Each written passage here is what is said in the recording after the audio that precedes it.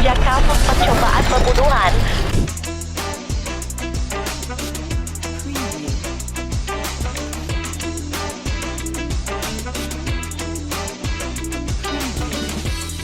Halo guys, berjumpa lagi dengan gua di channel yang sama di media kita. Oke, pada video kali ini gua akan nge-review film yang berjudul Susuk, film horor dari Indonesia. Film ini sudah tayang dan kalian bisa menonton di seluruh bioskop di Indonesia. Oke, seperti apa reviewnya, kita langsung aja ke videonya.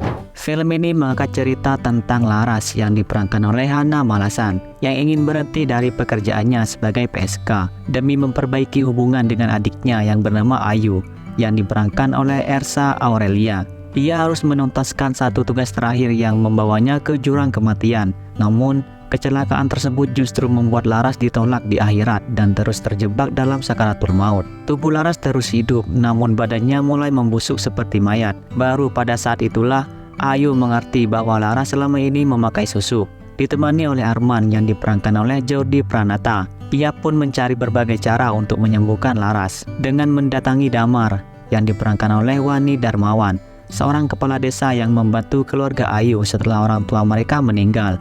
Semua cara dilakukan untuk menghilangkan susuk dari diri Laras, mulai dari bertemu Ustadz Rahmat, pemuka agama yang mengerti susuk, hingga mencari dukun terkenal. Lagi dan lagi, semua usaha terus gagal.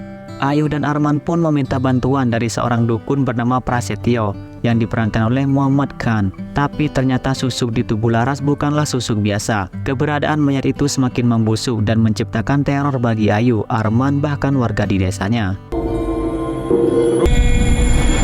Jaka percobaan pembunuhan.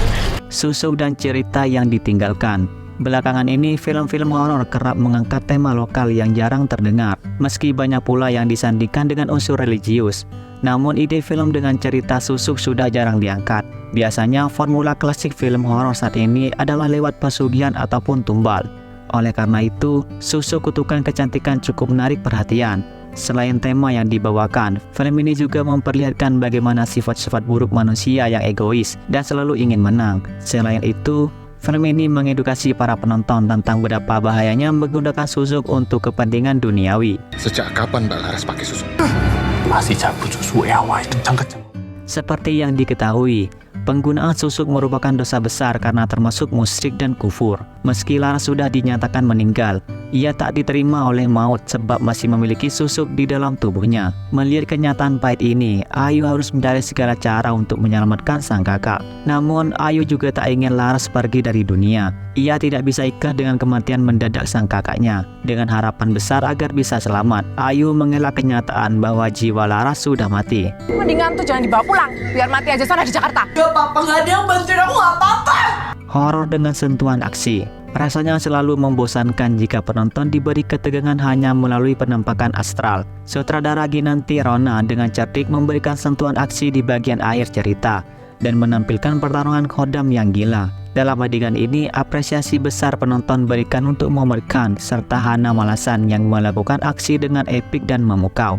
Diceritakan bahwa keduanya memiliki jin dalam dirinya masing-masing yang saling berseteru demi membuktikan siapa pemenangnya. Ketika Prasetyo ingin melepaskan susuk di dalam diri Laras untuk yang kedua kalinya, jin yang berada dalam tubuh Laras memberontak dan mengancam keselamatan Prasetyo. Marah karena tidak berhasil mengeluarkan susuk, sang dukun berubah menjadi jin macan putih dan mulai bertarung. Susuk ini isinya jin. Scoring terlalu besar dan meresahkan. Kekurangan terbesar yang dirasakan dari penonton ialah penggunaan scoring yang cukup mengganggu. Ada kalanya tidak mendukung adegan atau terlalu berisik sehingga meresahkan penonton. Hal ini mungkin dimaksudkan untuk memberikan kesan jump scare, namun entah mengapa itu tidak berhasil. Selain scoring, kekurangan lain juga terletak pada jalan cerita yang memiliki banyak plot hole. Tidak lupa dengan twist yang berkali-kali hadir, sehingga membuat penonton mempertanyakan bagaimana kehidupan Ayu dan Laras sebenarnya selama ini. Kehadiran Arman dalam perjalanan Ayu pada awalnya menimbulkan kecurigaan. Apakah yang sebenarnya dilakukan olehnya? Mungkinkah ada hal krusial yang membuatnya mau menemani Ayu? Namun ternyata karakter Arman hanya pengisi biasa yang tidak banyak berbuat apa-apa. Bangsat kalian! Mau apa? Kesimpulan dalam film ini, bagi para pencinta horor, Susuk Kutukan Kecantikan bisa menjadi pilihan untuk mengisi waktu akhir pekan kalian. kalian akan merasakan ketegangan dari arwah Laras yang tidak bisa pergi dari dunia. Meski tubuhnya sudah membusuk dan dikelilingi lalat. Tidak hanya itu, ada aksi pertarungan di akhir film yang akan membuat kalian terpukau. Sayangnya, Susu Kutukan Kecantikan bukanlah film sempurna. Masih ada kekurangan yang jelas terlihat dan terasa. Oleh karena itu, jadikanlah film ini sebagai bentuk hiburan ringan meski penuh darah dan hantu tak kasat mata.